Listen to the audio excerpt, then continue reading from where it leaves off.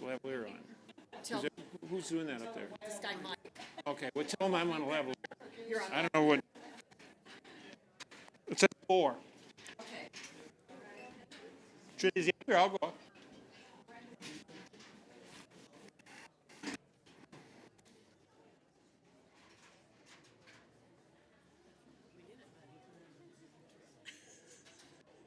Well, I thought I got here on time. Is it over with? No, we just wanted a little program on a Sunday afternoon, right? Or even, Yeah. that's all we asked for.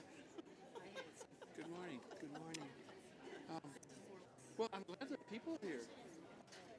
I didn't know anyone would show up on a 4th of July.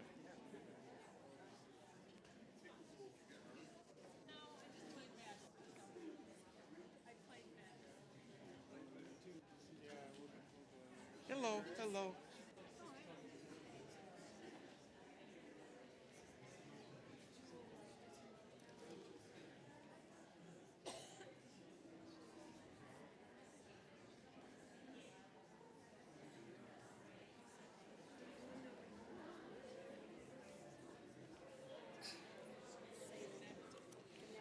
We'll have to put these online or something.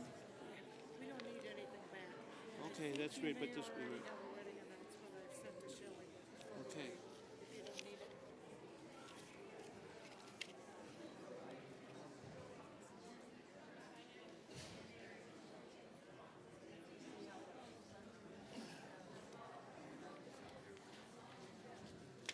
I don't know this.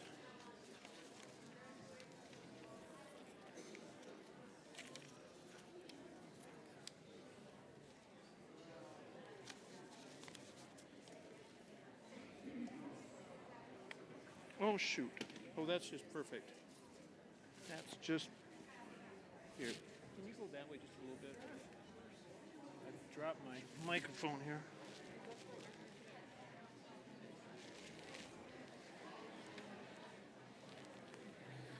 Didn't work very well.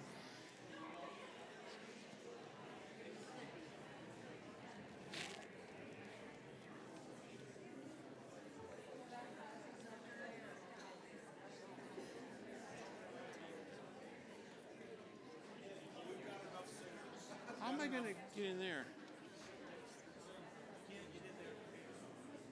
Well, I'm going to... Yeah, I guess I can. I'm good. I'm good.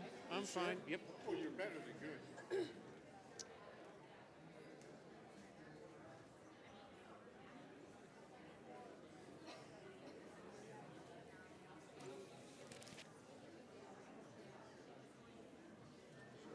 Thought I'd try to look better than anybody else here.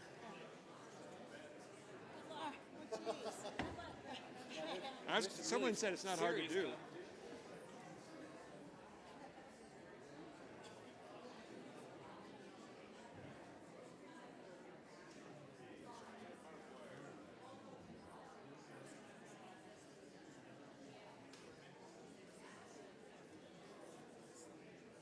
Oh, see, I'm running around here.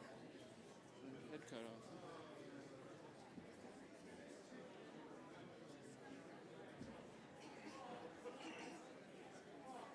Hi, you look really familiar.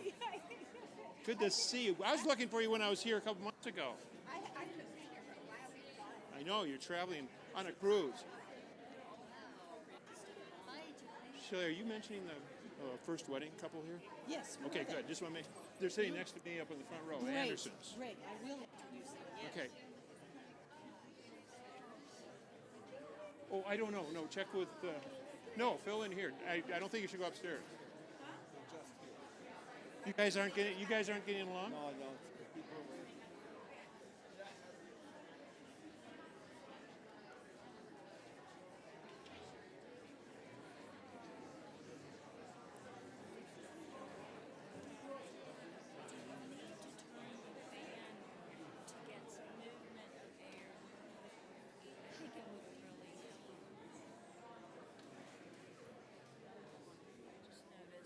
Well, I'm running around here with my head cut off.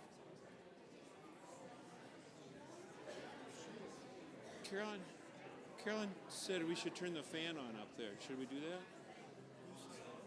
My my wife, Carolyn.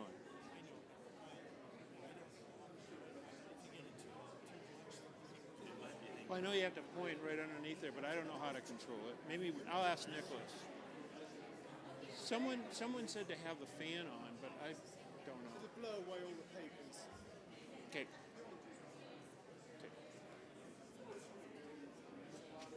Are you conducting? Is that why you're sitting here? Okay. Hello, son Rob. Nice to see you.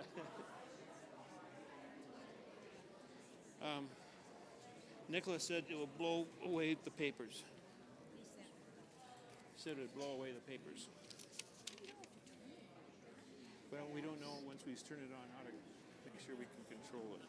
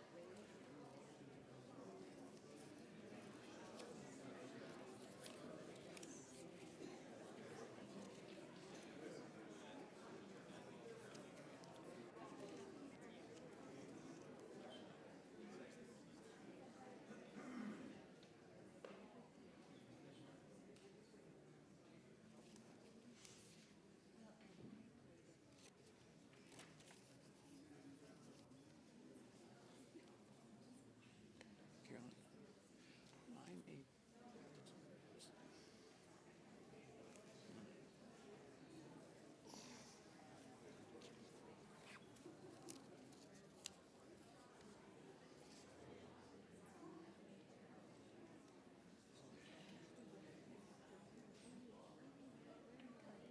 I will probably stay over there for a while. I'll go back for the first one, then I'll come back here after a bit.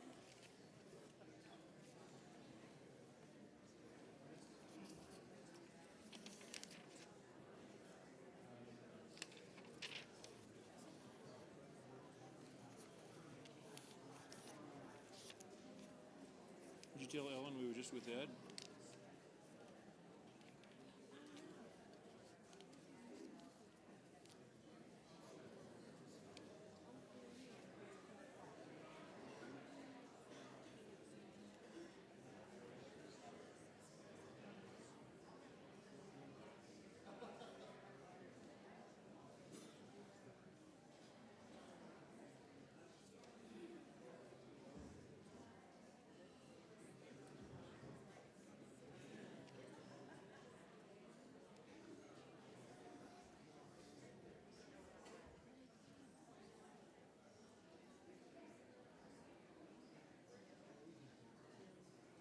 Have you been involved in any church or anything in your past 50 years? Well, yes, we have Presbyterian Church, and right now we're joining or in the middle for the Salida Sangha just for meditation. Oh, great. And they do lessons. I mean, I would say Great. I was a Buddhist, but I'm Great, interested. terrific. Yeah, We'll be having monks at our service tomorrow I morning. know. I heard that. We are going back. It sounds very interesting. It's a great community. Well, good afternoon, everybody, and a very warm welcome, and it is warm, but we have opened some windows to the Aspen Chapel. It's lovely to see you all here. My name's Nicholas Veazey. I'm the minister here. I can do a couple of bits of housekeeping before we start. Just to say that if you need the loos, they're downstairs. So go round and then downstairs, and there are two sets of loos, one this side and one the other side of the art gallery. Also, just to say, we're delighted to put on this free concert this afternoon. But we have, as you would expect, just put these cards out on your seats. So when you feel moved, there'll be a moment you think, this is wonderful. That's the moment to get out your pen and to fill in those bits. And you can hand them in at the back, and it'd be lovely to have that happen. Also, I just want to say we just have such a variety of things going on here at the chapel. And I just want to point out that tomorrow morning at 9:30, we've got the Tibetan Buddhist monks from the Deprang Losling Monastery coming here at 9:30, who'll be leading chanting, and they'll be coming at 9:30 on Sunday. And if you just want meditation and chanting on Monday and Tuesday, they're here at 8:15 for an hour. It's fantastic to see them. They're at the art gallery doing their mandala at the moment. So do come along and experience them tomorrow or Monday and Tuesday. Well, I'm going to now just hand over to our historian here at the chapel, who's going to set a bit of a context for us for this afternoon. Will you please welcome Shelley Merriam?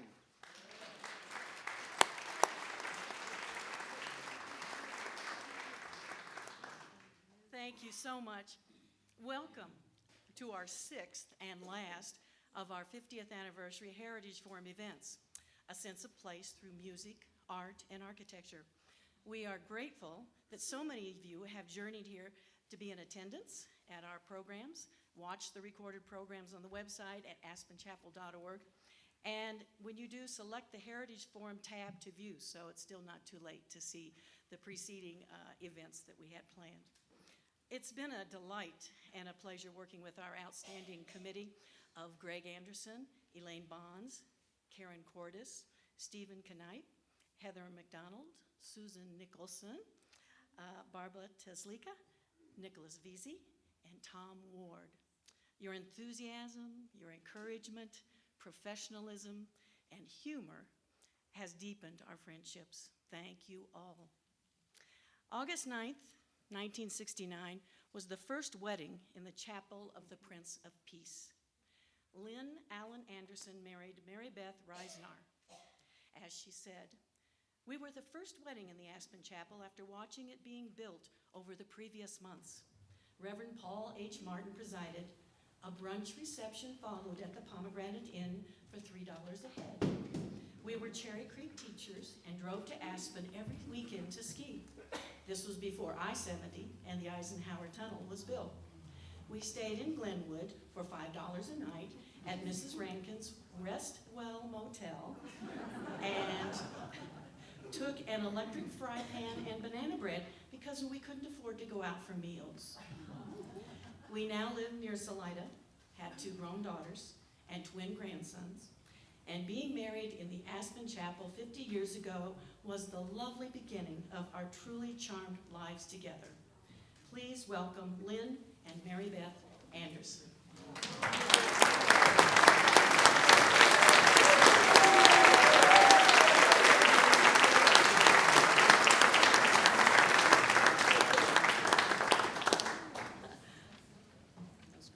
Michael Onmont grew up in Austria and learned the stained glass trade while living in a monastery known for the stained glass artistry and restoration. He later became a friend and business associate of French stained glass artist Jean-Jacques Duval in New York, whom he met in 1963. Eventually, he moved to Aspen, where Onmont obtained stained glass commissions for the Aspen homeowners and also the Aspen Chapel Windows project in partnership with designer Jean-Jacques Duval. He installed these beautiful Beatitude windows and the Clear Story windows in 1969. Onmont established his own Aspen business of stained glass designer and craftsman, and it's my pleasure to introduce you to, and it's been my pleasure to meet and know this fine gentleman. Please welcome Michael Onmont.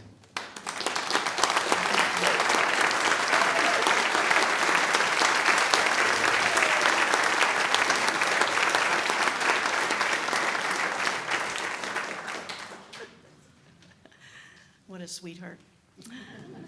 50 years ago, the Chapel of the Prince of Peace, a bold, radical idea, was born out of the spiritual journey of Mennonite Bishop E.M. Yost, who lived from 1902 to 1983. Shaken by human oppression, division, hate of World War I and II, he experienced a profound vision of hope while attending a 1957 Mennonite World Peace Conference in Germany. and visiting a modest wayside chapel of peace in the French Alps. Emerging from these experiences, he chose a path of deepening global awareness of oneness with other people, the natural world, and all living things. A path of deepening values, priorities, and life commitments centered on justice, integrity, and love. His dream and his legacy is the Aspen Chapel. A large man, E.M. Yost is remembered as a commanding figure who stood above the crowd in stature and spoke in resonating deep bass voice. His grandnephew, Cameron, who serves on our board of directors, recalls him leaning against these pillars, singing a favorite hymn, How Great Thou Art, his bass voice filling this magnificent space, as did his personality. Architects George Hennigan and Daniel Gale designed this chapel to incorporate the French Wayside Chapel inspirational elements, as well as the influence of Frank Lloyd Wright's organic philosophy of the time for architectural interiors and exteriors. To quote Wright, architecture should blend so completely into the landscape that they became one and the same. The Aspen Chapel experience begins when the French-inspired tower capped by the Dove of Peace comes into view. The structure draws us closer, connecting with nature through the gardens, alongside the portico, into an intimate entrance of welcome. Enter this sanctuary with expanding openness. Experience the surrounding grounding stone structure, the heft and grace of the crossed wooden beams, the golden light filtering through the glassed clerestory ladder framework, revealing glimpses of nature and warming our surroundings. The rich jewel-tone beatitude windows with elusive images draw us inward. World-renowned artist Jean-Jacques Duval was asked to express his own interpretation of the Beatitudes in the window design. His abstract aesthetic interpretation challenges both art and word. Duval's medium is a 1-inch thick Dalle de Verre glass from France, noted for its rich, deep color and molten glass, its poured character, including imperfections of swirls and bubbles. Each piece is cut in scoring by breaking the glass on a steel wedge, then artistically faceted using a hammer with a chisel end. The selected chipping away at the glass visually changes the way the light travels through it, as well as the tactile experience of the windows. The artistically crafted pieces are then placed in wood frames for each panel according to Duval's design sketches. Then his signature grout is a black epoxy that's poured over a sand layer that secures the glass into the mosaic design. After drying and curing, the panels are shipped to the chapel and installed in 1969 by Michael Onmont. These windows must be touched on the interior and the exterior to be fully experienced. The clerestory windows were also designed by Duval, were crafted here on site on the sanctuary floor in the chapel by Michael Onmont and his assistant. They were created from mouth-blown German antique glass that's 1/4 to 1/8 inch thick. It was shipped in 2 by 3 foot sheets, and then they were separated into 7 color variations from a light cream to a deeper yellow gold, right here on the sanctuary floor. Michael and his assistant worked their way around this vaulted space on 2 ladders stabilized together with 2x4s.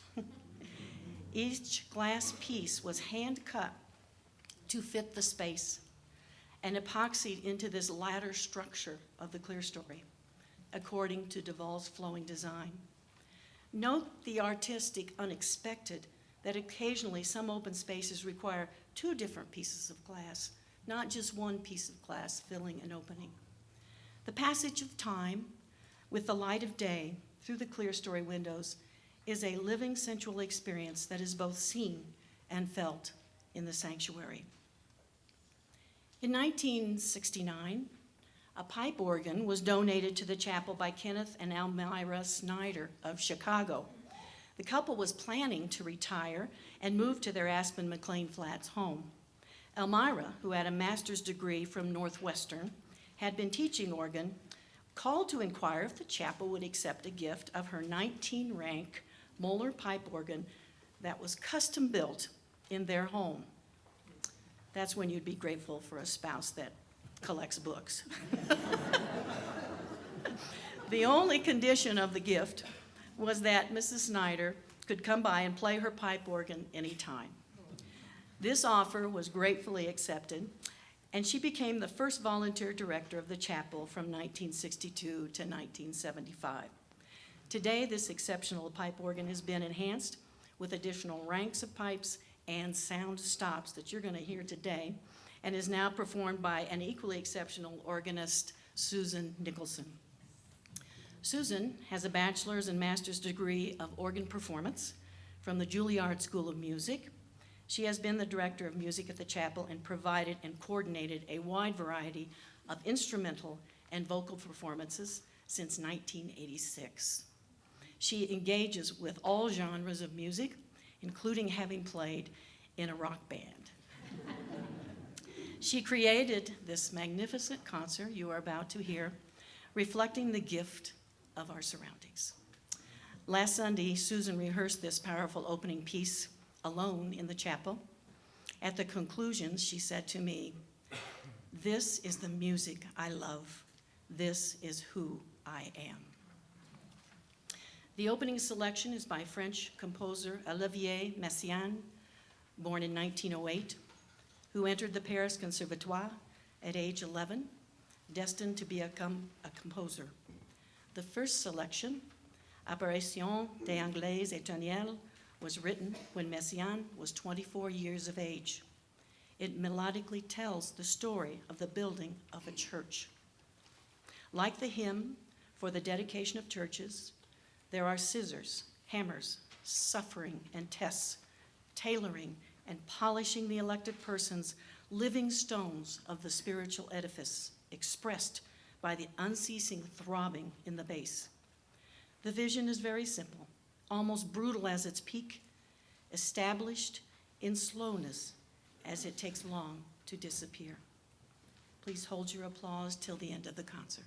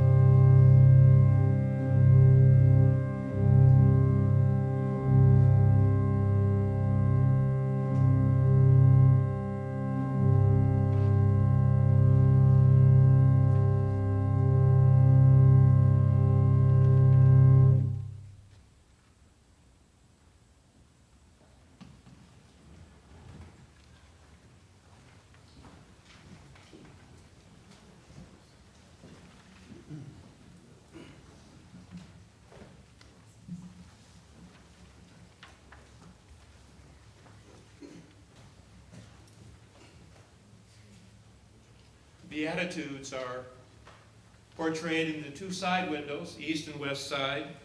Directly behind me, two sides, are the hands, call to worship, hands of prayer, raised, in depicting the first verse of Psalm 19. The heavens are telling the glory of God, and the firmament proclaims God's handiwork. The last verse in this chapter is perhaps more familiar and most appropriate, call to worship. Let the words of my mouth, the meditation of my heart, be acceptable to you, O Lord, my rock and my redeemer. The two side windows in the back of the chapel are from the prophet and book of Isaiah, and certainly part of one of the primary purposes of the chapel. There are broken swords on the west rear window, and on the east, the plowshares. The text announces, "Come, let us go up to the mountain of the Lord. He will teach us his ways and will settle disputes for many peoples. They will beat their swords into plowshares and spears into pruning hooks. Nation will not take up sword against nation, nor will they train for war anymore. Come, let us walk in the light of the Lord." And just a few chapters from this in Isaiah is found the Hebrew and Semitic title, in which the chapel originally took its name, simply the Prince of Peace. In the first Beatitude window, in this corner here, blessed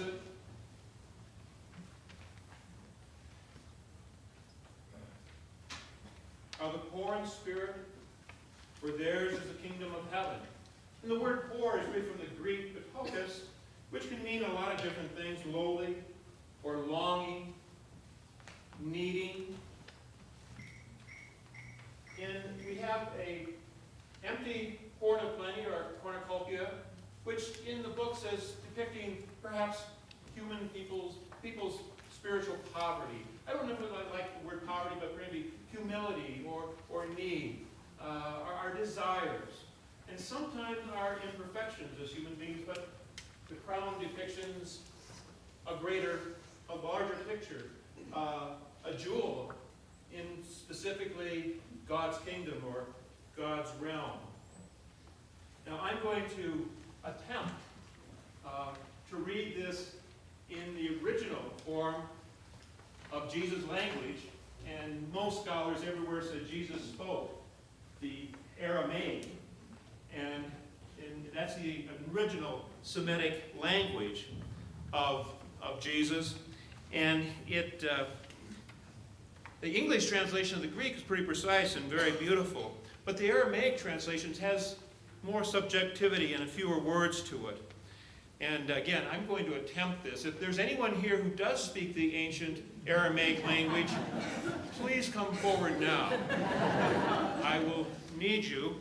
Otherwise, it has a Swedish Minnesota accent, Aramaic. And I have listened to Aramaic a lot over the last month. It's beautiful. It's absolutely beautiful, especially as they are chanting the Aramaic language. And it has a melody to it. It's a language which, as Matthew Fox, a great theologian who's going to be here at this chapel in 1 month, states that the Aramaic can elicit the music of the author's spirit and intention. And this is precisely what we are doing with the beautiful Beatitudes today. So in the Aramaic, blessed are the poor in spirit, it is Tubawan, Lameskani, Beruk, Di del Holenihi, Melkahutha, Di Ashmaya. The English translation, one of the English translations of this original Aramaic that Jesus spoke. And listen to these words. Blessed are those who are refined in spirit. And remember, the word spirit is what the Latin word that we use for breath. It's the origin. And they shall find their ruling principle in ideals guided by God's light. Blessed are the poor in spirit.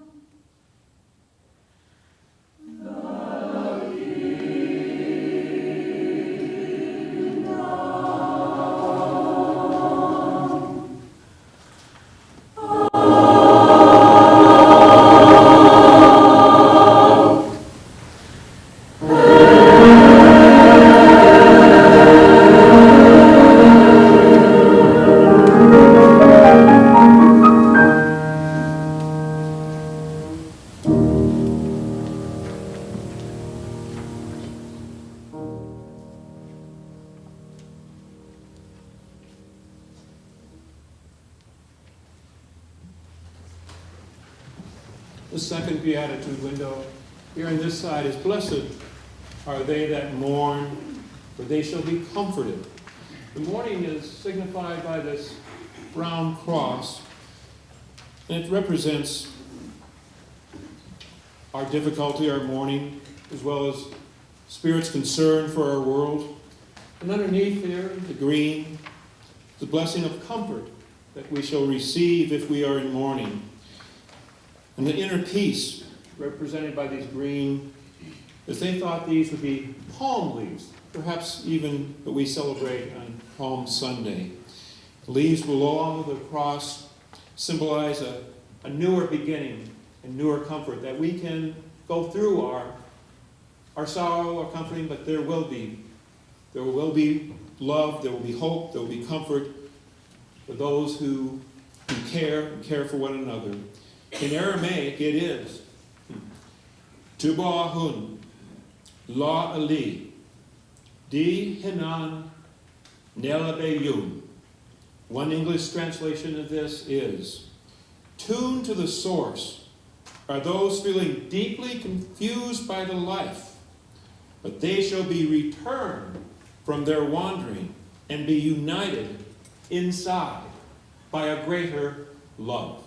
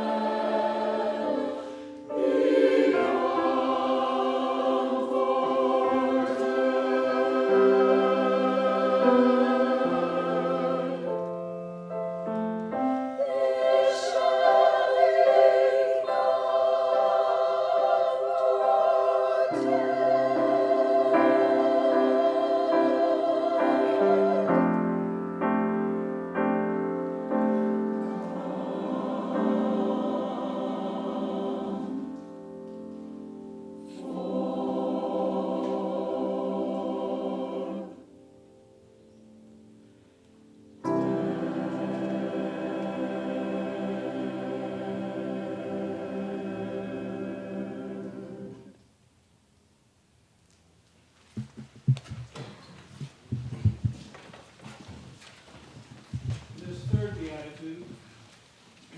Blessed are the meek, for they shall inherit the earth. Well, the beauty of the windows here is that there are abstract forms of the glass, and then within every abstraction there is the recognizable symbols in each one, how your eye goes through the whole window and all the colors. And here we see the ram's head in the bottom toward here, and the artist portrayed this from this beatitude. I've seen a ram which has strength to it, yet remains obedient in the flock, and has a certain humility and meekness, as well as strength and confidence. And the wreath of flowers above here is talking about what it will mean to have the gentleness and strength. And this small violet, one that only color like this in all the windows, and it stands out. And it really includes, it means it represents the beauty of the earth and all of God's gifts to all of us.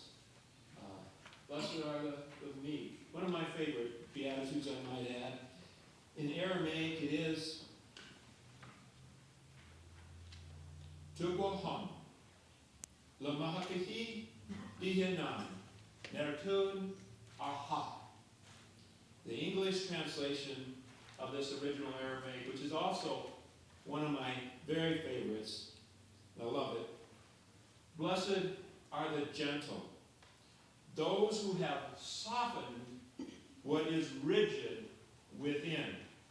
They will receive strength and vigor from the very universe in which they live. The next one, blessed are they which do hunger and thirst after righteousness, for they shall be filled. And this fourth beatitude symbolizes the fulfillment of God's people desire and hunger and thirst. Not so obvious, two birds. I don't know if they're doubtful, but there are two birds in the white here drinking from a fountain, and a lamb is resting after grazing in the green and lying next to the still blue waters, signifying that they shall be satisfied. When we seek, when we knock, it will be opened. We must do the seeking, however, and then we shall be satisfied in our genuine, authentic seeking. Tugohun, Lelian, Dikapanian, Watsian, Dekanuta, Dihanan, Neshuan. Healthy are those who turn their mouths in hunger to receive a new birth of universal stability. They shall be enriched by the birth of a new world, of a new society. And then right across there, another favorite, the lamb and the lion. Blessed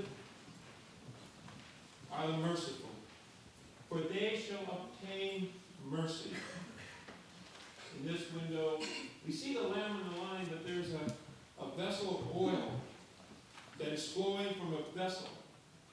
And that we see the aqua-colored water from the flowing down of the vessel. And they're flowing down upon a calf and a lion together, symbolizing, of course, harmony. And the least expected situation is promised in Isaiah, which says, "And the calf and the young lion shall lie down together." Another great symbol of peace, a metaphor of peace. And every time I look at that window now, I think of the time that we dedicated the dove of peace on the top of the steeple, which both have Hebrew meaning and Noah, the olive branch, the hope for land, and of course Jesus' baptism for the New Testament. Because on that day of dedication, and during the reception out there, not only do we have symbolizing the chapel, lying down of the lamb and the lion, but on that day of dedication when we unveiled the dove of peace, a hawk landed on the dove of peace, on the steeple.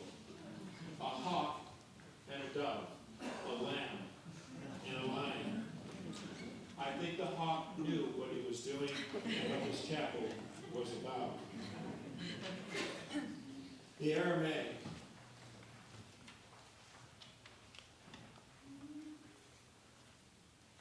Dubuan. Leilian Dekani, De La Bahan. Di Denai Netsun La Ahala. Align with the one are those whose lives radiate from a core of love. For they shall seek God everywhere, all in all. But the editors.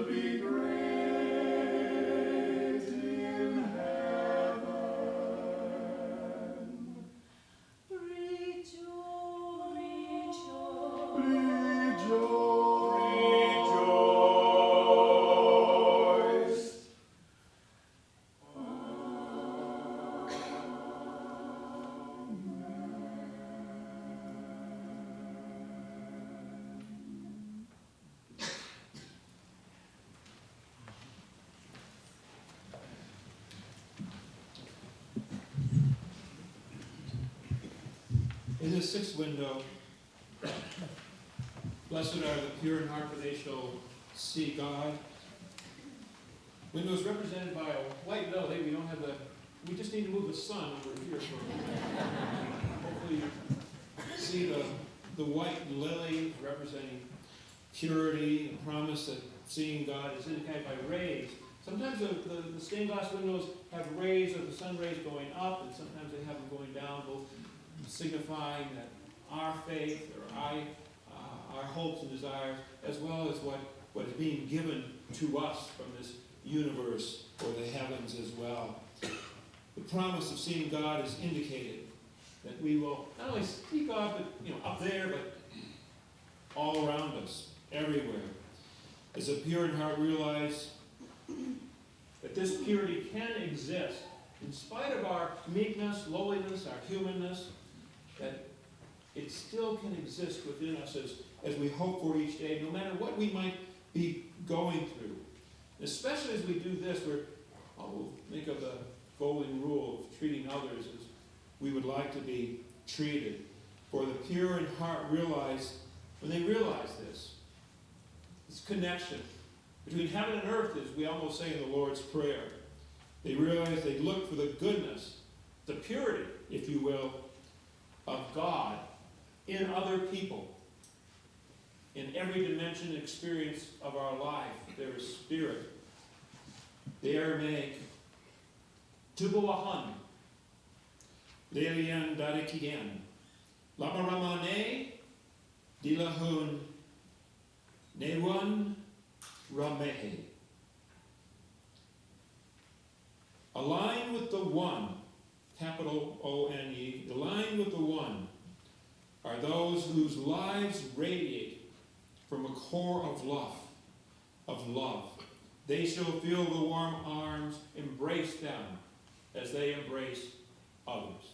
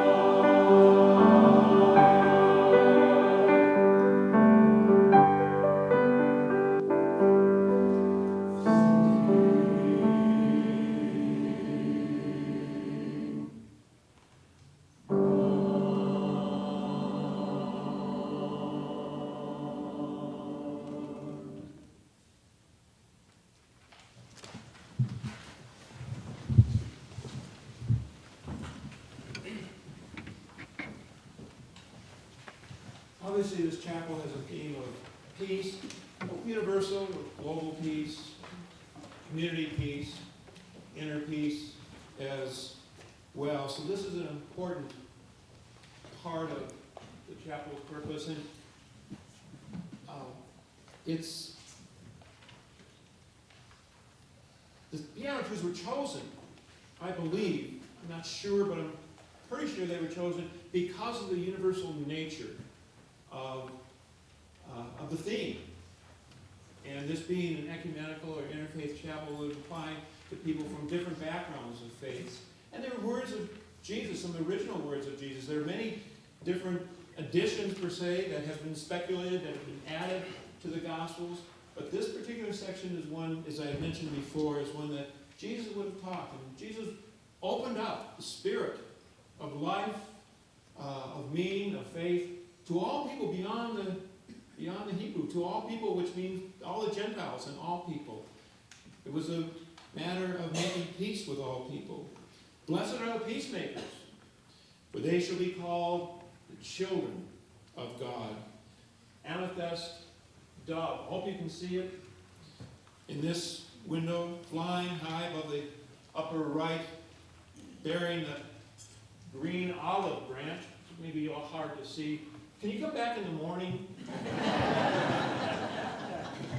It's Sunday tomorrow. We will be at peace with our Buddhist, which is all part of what the chapel is about. But they are the olive branch, as you know, is a symbol of peace and Noah and the flood and receiving land.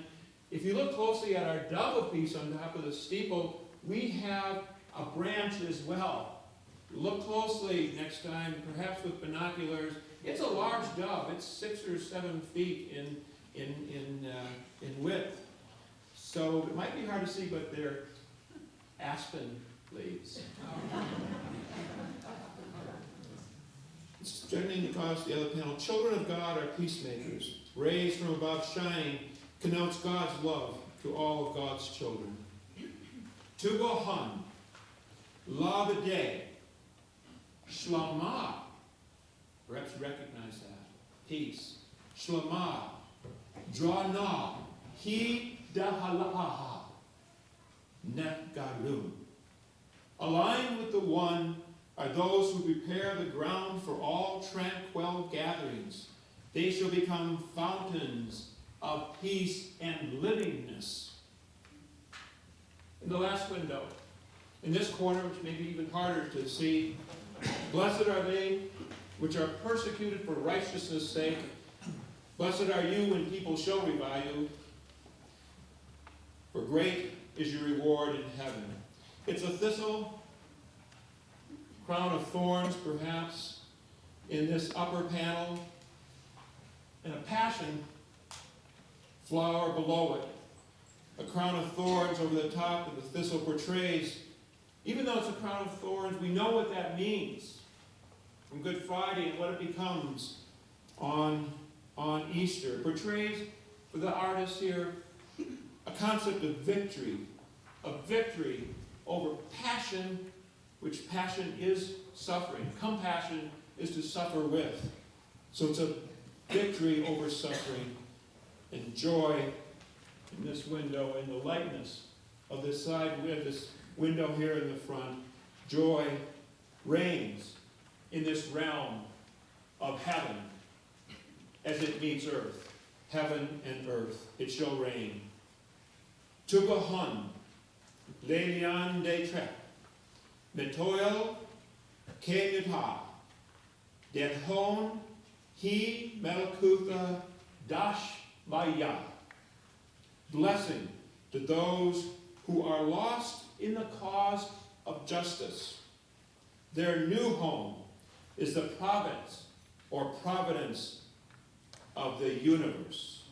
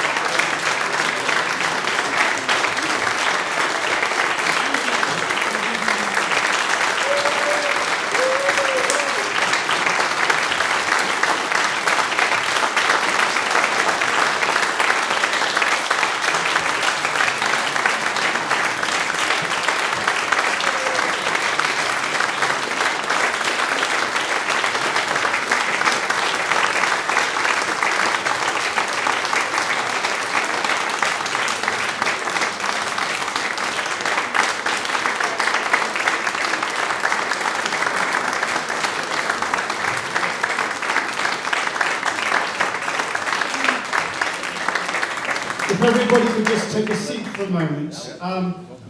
Just a few things I want to say. First of all, I'd just like, on behalf of us all, to thank Shelley Merriam, who's really steered this whole episode of remembering the history of the chapel, the building, the spirituality, the outreach, the music, the garden. You've led us, Shelley, and I just want to say thank you so much. Please stand. Round for Shelley Merriam.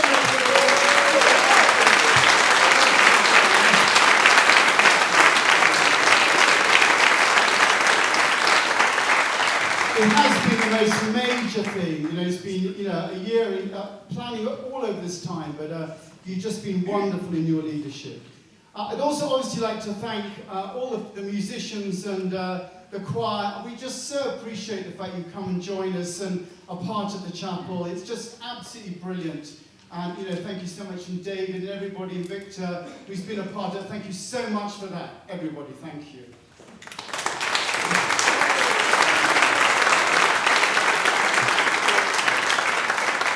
And now we come to the meat, really.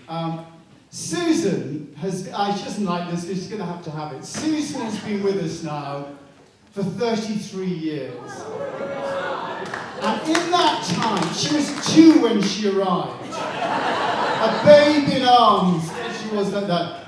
But I just can't tell you the impact she's had on so many. I'm just looking at today. This is just something that she's put on. Impact, I can't tell you the impact she's had over all these years with all those people, but I know a man who can. And Greg Anderson is just going to say a few words just about Susan and her history here at the chapel. A few words.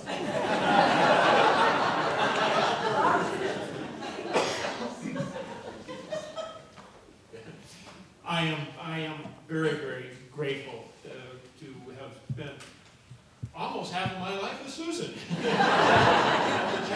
33 years happens to be more than 2/3 of our 50 years of existence here. Did you know that? No. We are extremely grateful for that. I know that she came from New York and playing in a large church in New York, and she wondered if there was coming out here to Aspen if there'd be an organ anywhere around, and there were not a lot of choices. But you knew of this one, and you had been in conversation. We had written a couple of letters, and I always love the story that you will say that when she first came here, and we'd written back and forth, you say, yes, we're looking for an organist. However, we have a pipe organ, beautiful pipe organ here, but we have several pipe organists in the valley here. And we had so many to choose from. Thousands of people applied. So she says she didn't know who I was, which was a good start. She said, I was nervous playing for you that you would be accepted in this job. She always tells that story about nervous. And the truth of the matter is, the fact that when she first played the organ, I was there with her, the fact that she could turn it on. She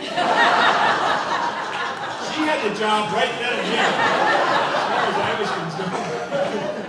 There really weren't too many organists. And then, of course, she played, and it was absolutely wonderful, and what she's done. And the truth of it is that she has made me, if I may personally say, very proud to be part of this chapel with such a great music program and director that she has, a great music director and the program that she has. You have choir members here that have been with you almost for 33 years, and you know who you are. There is no, what she has done here and the talent that she's given us at this chapel for all these years has just been magnificent and uncomparable, if I may say. So thank you from the bottom of my heart and everybody.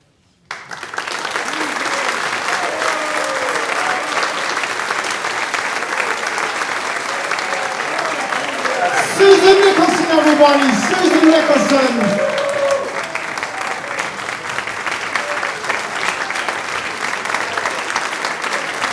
Oh, fantastic, Susan.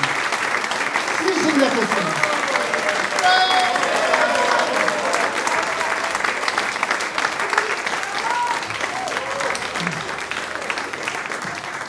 Just one moment, just like to see, if you'd like to meet Susan, she'll be downstairs. Please do join us downstairs. There's some lovely refreshments. If you'd like to fill in your little card with the gold envelope, you can either leave it at the back of the church on the table or leave it downstairs. We'd love to see you downstairs. Thank you very much for coming. Have a fantastic rest of the day. Thank you.